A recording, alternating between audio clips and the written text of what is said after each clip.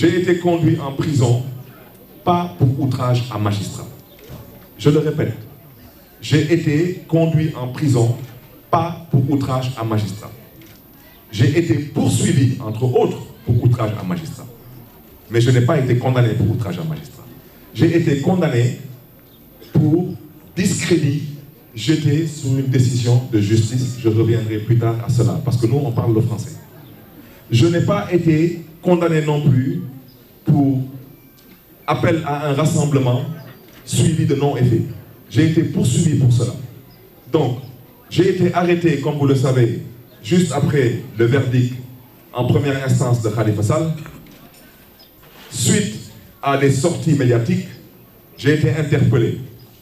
Et je voudrais dire que, si je ne me trompe pas, de toute l'histoire politique du Sénégal, eh bien, je suis le seul homme politique qui a été arrêté par le GIGN, en plein jour, dans la rue.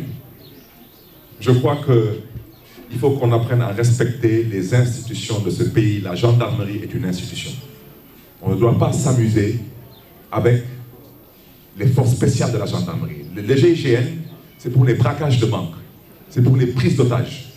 Le GIGN, c'est pour le terrorisme. Le GIGN, c'est pour les choses sérieuses. On ne s'amuse pas avec le GIGN.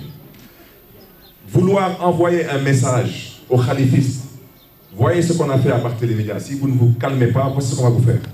Que cela ne vous fasse pas reculer. Parce que les membres du GIGN sont des Sénégalais qui sont aussi fatigués que vous. Ce sont des Sénégalais qui sont aussi conscients que vous des enjeux.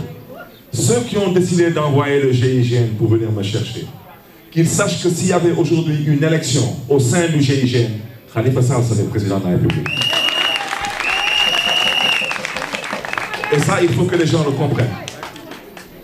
Envoyer le GIGN, arrêter un homme politique en pleine rue, en ville, c'est inadmissible dans une République qui se respecte. C'est inadmissible. Je ne suis pas un terroriste. Je n'ai pris personne en otage. Je ne suis pas un braqueur de banque.